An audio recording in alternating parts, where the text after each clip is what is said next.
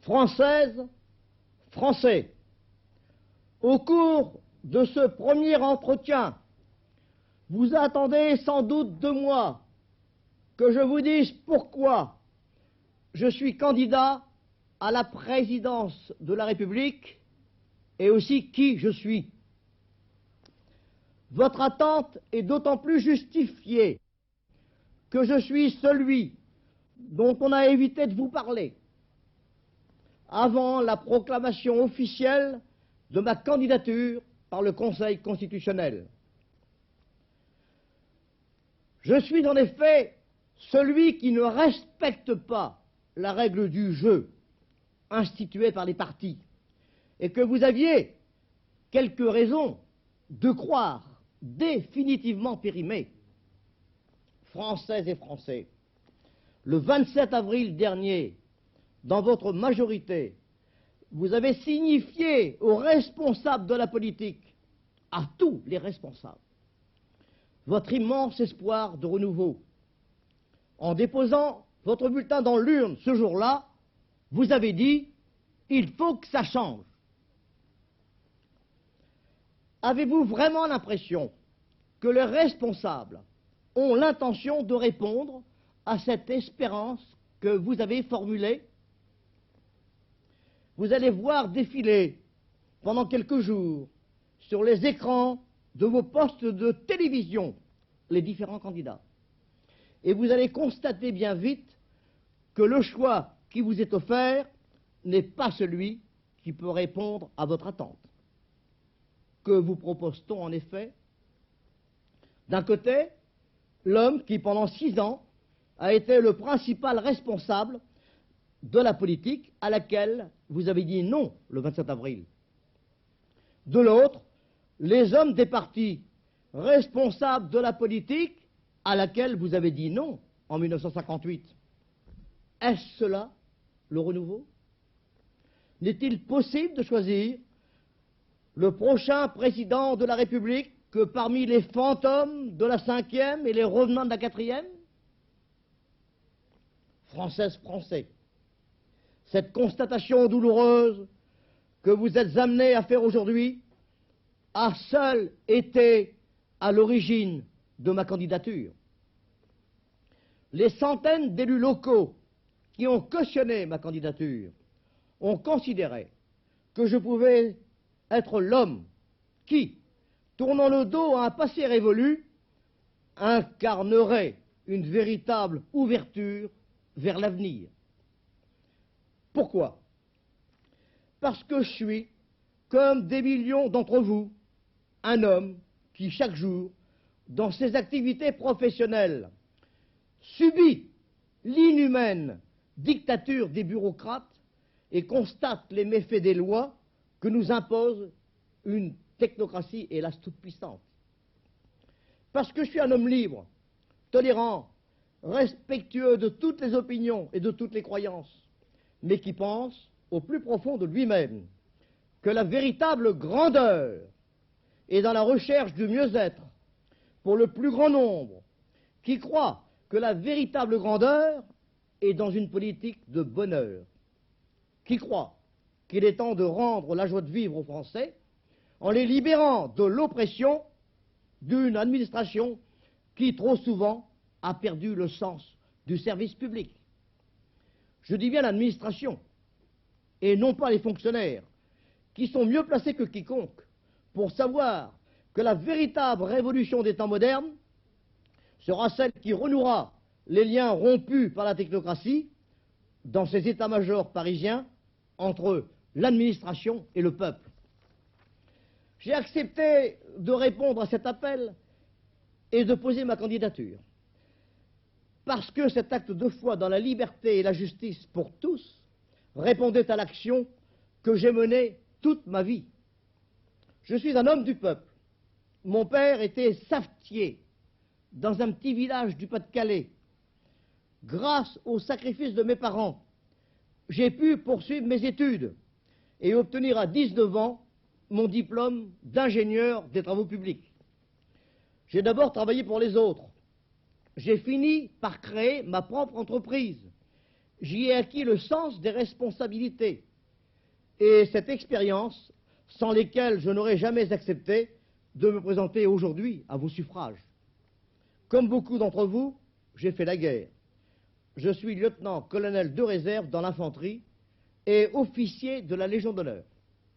Pendant les années noires de l'occupation allemande, j'ai rejoint les forces françaises de l'intérieur. J'y ai occupé des postes importants dans la résistance.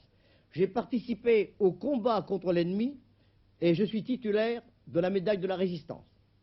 Je suis donc de ceux qui n'ont pas attendu septembre 1944 pour reconnaître ce que le pays devait au général de Gaulle, même si par la suite je n'ai pu accepter une politique faite en son nom et dont chacun d'entre vous a pu juger dans sa vie quotidienne les conséquences. J'ai été pendant 20 ans élu municipal et j'ai été vice-président du conseil municipal de Paris et vice-président du conseil général de la Seine.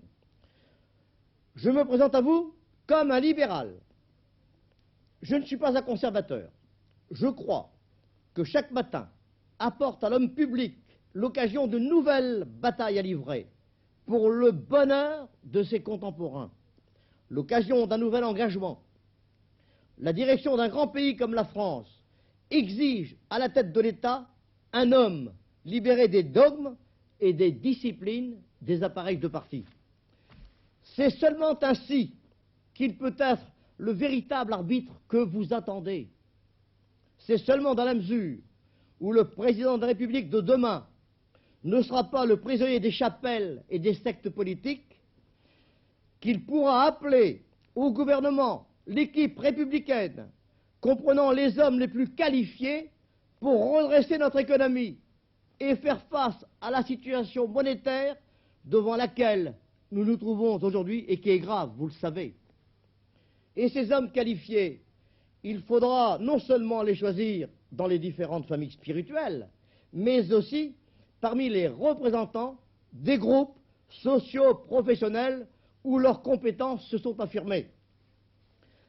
Contre la dictature des technocrates, contre une information dirigée, contre les atteintes aux libertés communales, contre une politique de logement absurde, contre le carcan dirigiste, contre la forte participation, contre le sort fait aux rapatriés et aux expropriés, contre l'oppressif TVA, contre la dépréciation des prix agricoles, contre le sort fait aux commerçants, artisans, PME, contre la crise universitaire, contre la sous-représentation des organisations professionnelles, contre la coûteuse et illusoire politique de prestige, contre les contradictions de la politique étrangère poursuivie ces dernières années, vous venez d'exprimer votre refus.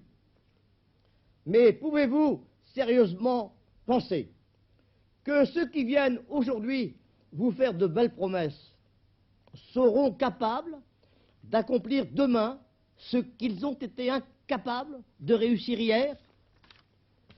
Pouvez-vous un seul instant croire que pour ouvrir les portes d'un avenir plus juste, plus humain, plus heureux, vous devez vous adresser aux hommes d'hier ou à ceux d'avant-hier? Il n'en est pas un seul de ceux contre lesquels je me présente aujourd'hui, auxquels la France n'ait pas dit non d'une façon catégorique. À celui-ci, elle l'a dit le 27 avril dernier. À cela, elle l'a dit en 1958, devant les échéances tragiques qui nous menaçaient.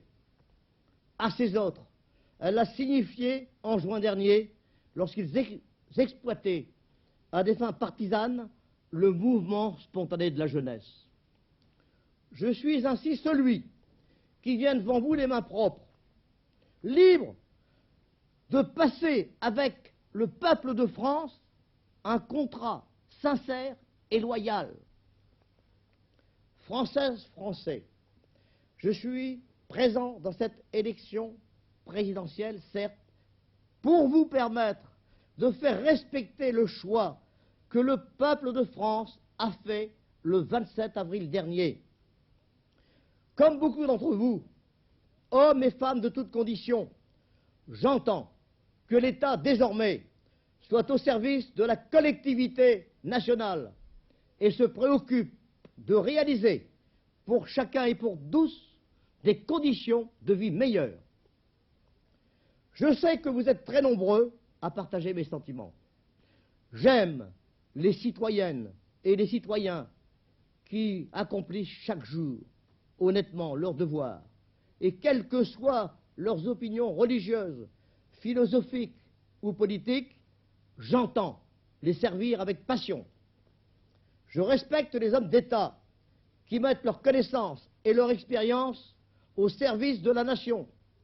J'honore et je considère les hommes politiques qui gagnent leur vie en faisant leur métier et qui, en plus, pour servir leur idéal, consacrent leurs efforts à la gestion des affaires publiques et font ainsi bénéficier leurs concitoyens de l'expérience qu'ils ont acquise dans les luttes de la vie.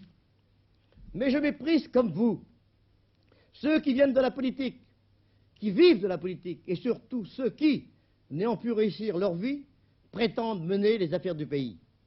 C'est ainsi que je me présente à vous aujourd'hui. J'aspire à être un président citoyen, à l'image des citoyens de ce pays. J'aspire à être un véritable arbitre, seulement soucieux d'apporter la liberté et la justice pour tous. Après tant d'expériences douloureuses, vous êtes en droit de l'exiger. Françaises, Français, je fais confiance à votre jugement et à votre sagesse. Ensemble, vous et moi, nous allons montrer aux professionnels de la politique que quelque chose va changer en France.